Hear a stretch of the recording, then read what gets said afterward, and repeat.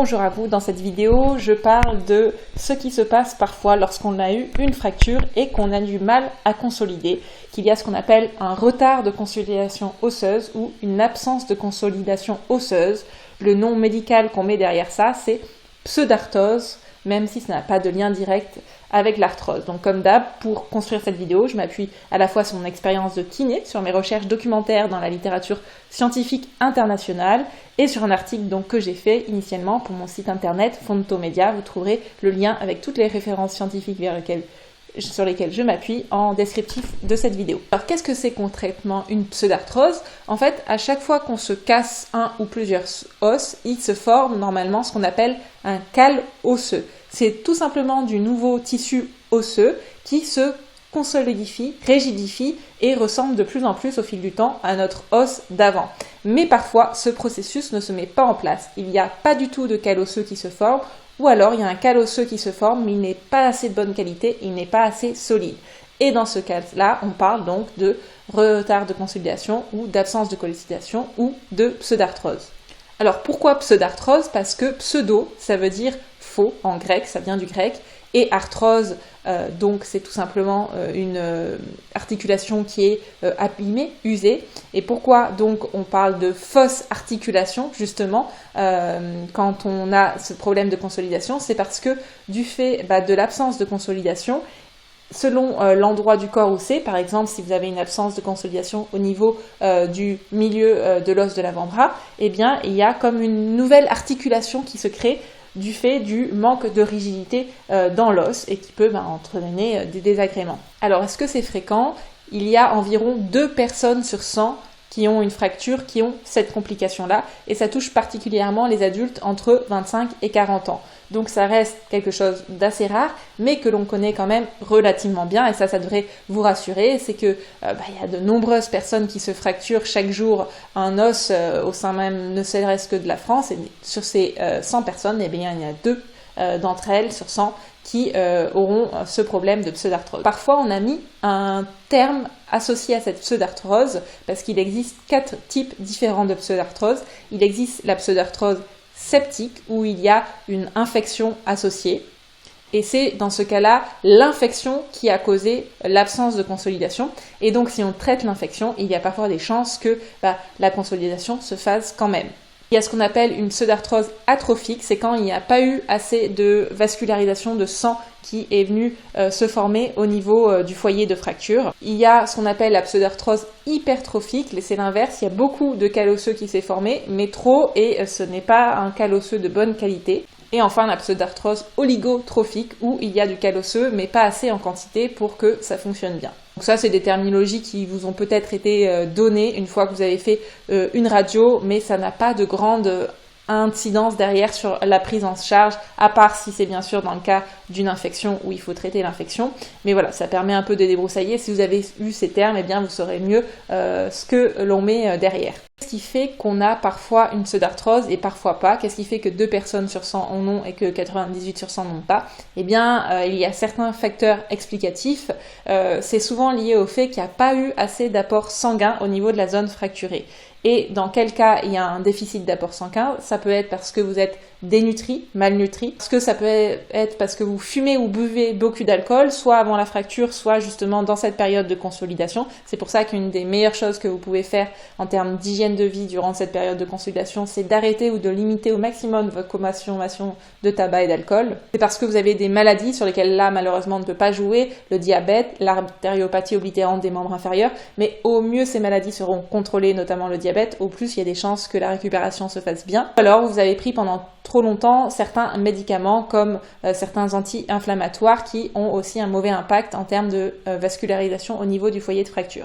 Le risque de complications de pseudarthrose, c'est aussi beaucoup plus important si vous avez eu une fracture ouverte, complexe, avec un déplacement très important, c'est-à-dire un écart important entre les différents fragments osseux, et à l'inverse, le risque est beaucoup moins élevé si vous avez eu une fracture simple avec un seul type de fracture et pas ou très peu de déplacement.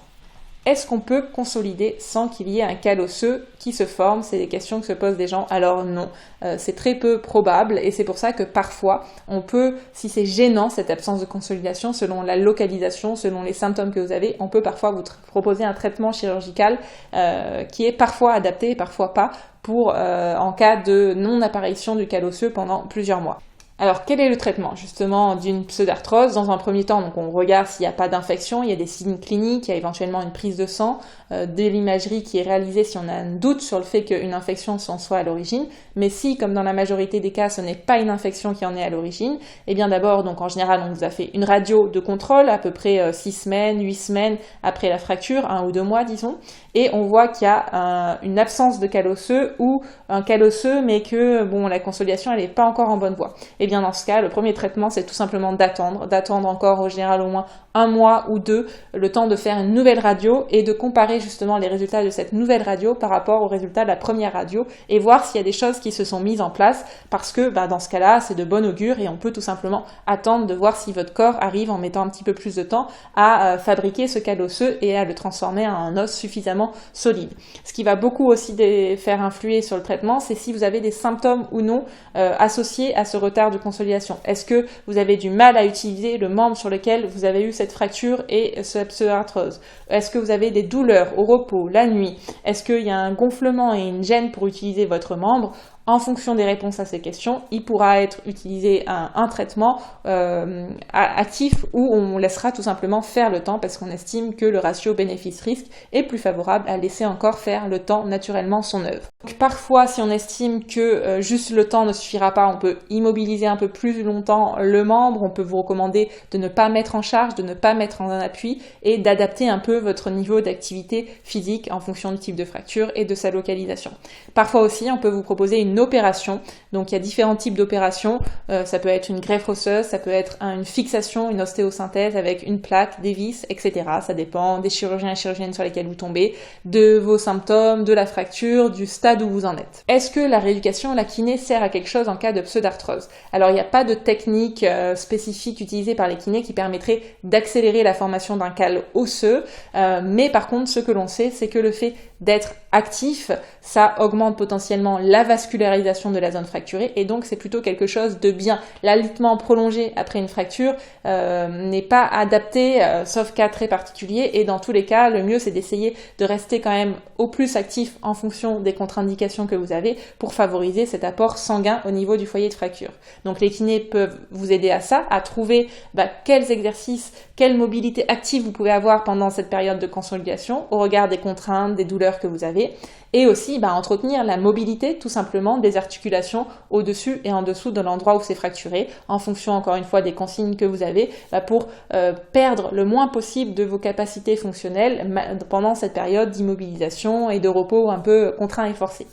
Alors, finalement, au bout de combien de temps on parle de pseudarthrose? Alors, il y a selon différentes définitions, selon les acteurs, on va dire, la Food and Drug Administration aux États-Unis, qui est un peu l'instance sanitaire des plus connues aux États-Unis, elle définit une pseudarthrose dans le cas où au bout de 9 mois il y a un retard de consolidation osseuse et donc 9 mois après la fracture sans bonne consolidation ou 3 mois sans formation d'aucun début de cal osseux. Dans ce cas-là, on parle de pseudarthrose.